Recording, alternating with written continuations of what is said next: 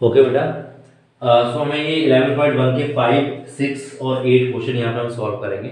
ठीक है, rest you will do. देखिए हमें स्क्वायर पार्क और रेक्टेंगुलर पार्क का एरिया सेम दिया हुआ है, same area of rectangular park and square park. ठीक है, तो side of the square we have given 60 metre and the length of the rectangle is 90, find the breadth of the rectangle. So area is equal of both the figure. ठीक है, ये fifth का solution है। तो area of square equal to area of rectangle.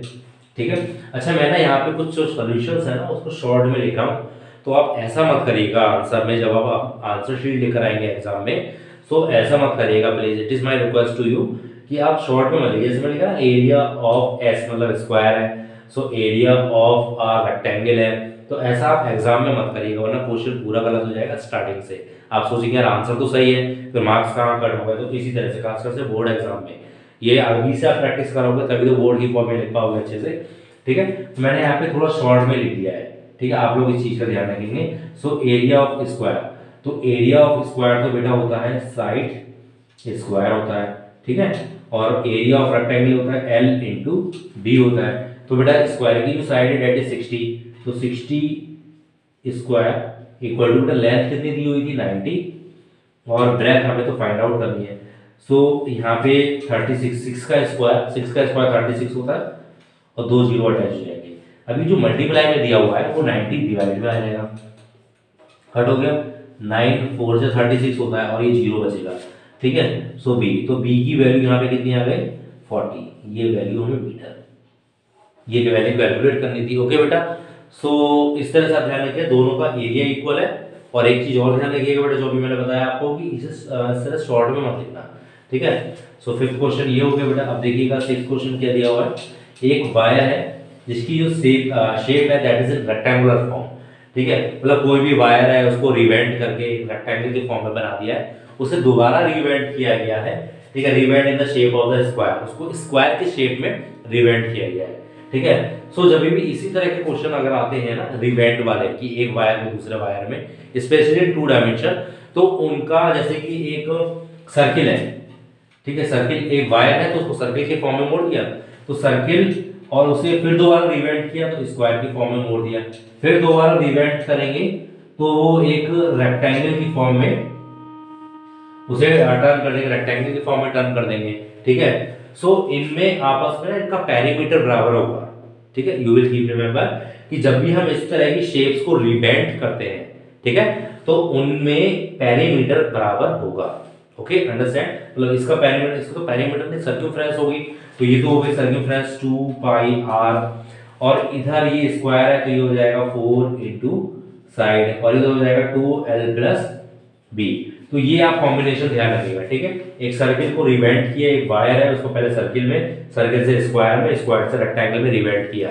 ठीक है, सो उनके आपस में क्या इक्वल होते हैं, perimeter will be equal to each other, तो ये हमें इक्वल होगा। ओके बेटा, सो एक वायर है जिसको रेक्टेंगल की शेप में है, तो लेंथ और ब्रेथ ये देखिए वायर रिवेंट किया गया है तो स्क्वायर बना दिया।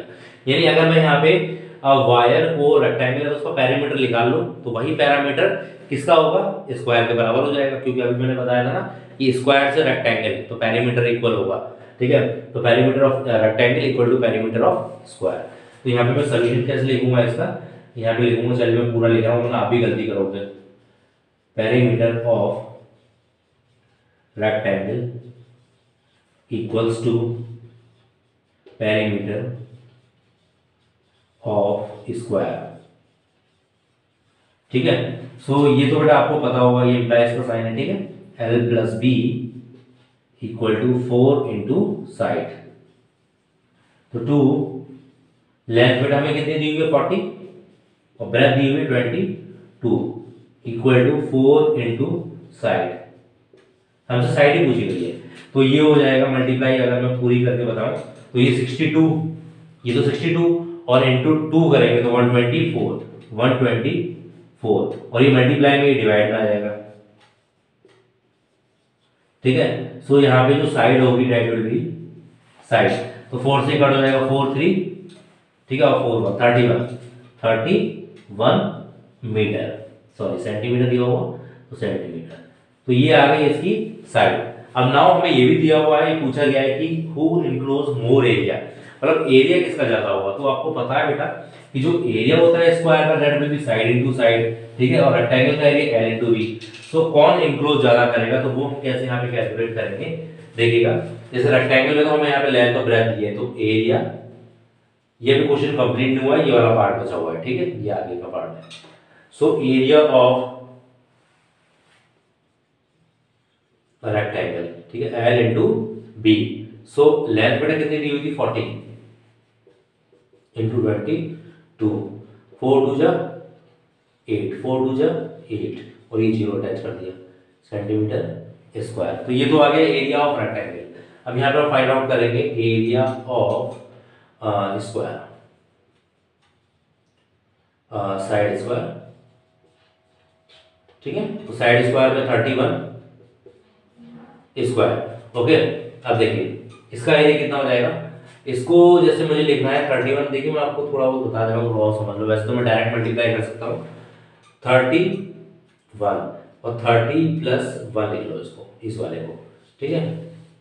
ये शॉर्ट ट्रिक्स होती हैं बेटा, आपके काम आएंगी तो समझ लो, इसको बेटर होगा।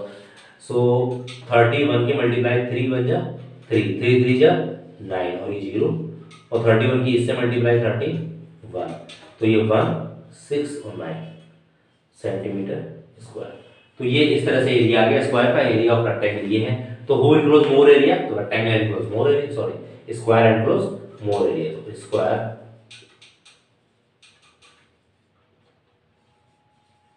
एनक्लोज मोर एरिया, ठीक है बेटा। सो हमारे पास ये लास्ट क्वेश्चन बचा हुआ है, 8 क्वेश्चन नंबर है कि एक डोर है जिसकी लेंथ 2 मीटर है और ब्रेथ 1 मीटर है, और वॉल जो है पूरी वॉल में तो लगा होगा भाई, गेट जो होता है दरवाजा तो वॉल में लगा होता है डोर। लेंथ ऑफ वॉल कितनी है 4.5 और ब्रेथ कितनी है 3.6। अब हमें व्हाइट वॉश करनी है, तो आप सभी के घर में व्हाइट वॉश तो हुई होगी आपके सामने, ठीक है, वही होगी ना। सो तो जो वो व्हाइट वॉश होती है तो वो किस पे, जैसे मेरे कलर है ये, ठीक है। सो ये कलर सिर्फ वॉल्स पे होता है, डोर पे नहीं होगा, डोर के लिए अलग कलर्स आते हैं, ठीक है। तो ये अगर मैं एरिया कैलकुलेट करूंगा वॉल का, तो उस वॉल में भी वो डोर इंक्लूड हो जाएगा। मान लीजिए मुझे इस पूरी वॉल पे पेंट कराना है, तो मुझे इसका एरिया रिमूव करना पड़ेगा, ठीक है, क्योंकि मैं इस पे थोड़ा पेंट करा दूंगा, तो इसका एरिया मैं इस पूरी वॉल के एरिया में से रिमूव कर दूंगा, ठीक है। तो इस तरह से मैं, मेरे पास वॉल का एरिया आ जाएगा और उसको मैं मल्टीप्लाई कर दूंगा 20 पर मीटर स्क्वायर, मुझे कॉस्ट निकालनी है, ठीक है। सो देखिए, तो यहाँ पे पहले सोल्यूशन में मैं क्या लिखूंगा, एरिया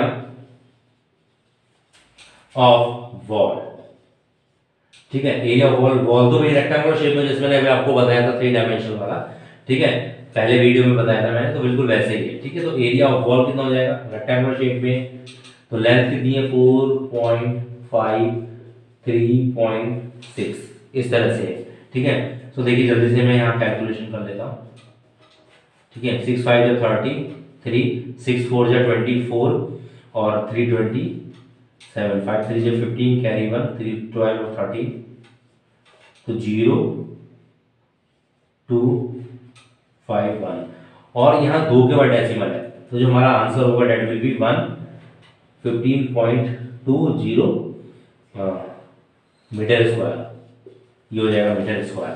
तो ये जो एरिया है that will be the area of wall including door, door include है इसमें, ठीक है। अब यहाँ पे निकालेंगे एरिया ऑफ डोर, ठीक है भाई, डोर भी रेक्टेंगल के फॉर्म में होता है, तो 2 into 1 equal to 2 metre square, ठीक है। अब इस पे मुझे पेंट कराना है वॉल पे, तो इतना जो एरिया है उसको मैं रिमूव कर दूंगा, ठीक है। देखिए कैसे हो जाएगा, देखिए बेटा कुछ बच्चे डेसिमल और एक इंटीजर को माइनस करने में भी गलतियां करते हैं, तो देखिए कैसे यहाँ पे होगा।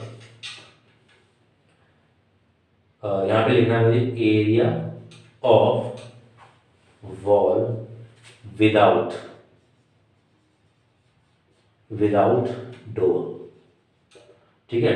तो 15.2 लिख लिया, 0 लगाओ ना लगाओ वो आपकी मर्जी है बेटा, ठीक है। तो उसके बाद नहीं लगाएंगे तो भी चल जाएगा, ठीक है। 2 तो देखिए माइनस कैसे करते हैं, ये नहीं कि 2 में से 2 गया तो 15 आ गया, गलत हो जाएगा। ठीक है बेटा, 15.2 है ना, ये इंटीजर है तो इसको इंटीजर के पार्ट में ही लिखेंगे, ये इंटीजर है तो यहाँ लिखेंगे 0.0, इस तरह से आप यहाँ लिखेंगे 2।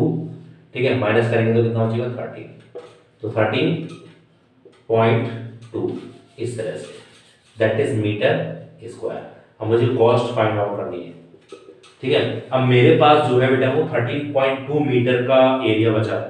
ठीक है, और पर मीटर की जो कॉस्ट है इट इज 20, तो 20 मल्टीप्लाई बाय, तो देखिए 20 पर मीटर, तो अपॉन में आएगा ना, कट हो जाएगा। ठीक है, अब देखिए तो 2 2 जा 4, 2 3 जा 6, 2 1 जा 2, ये आ गई कॉस्ट। ठीक है, तो ये आ गई कॉस्ट, यानी 26.4 is the cost of paint of whitewashing the walls at the rate of 20 per metre square. Cost है तो जनरली हम उसको पीस में ही लिखेंगे।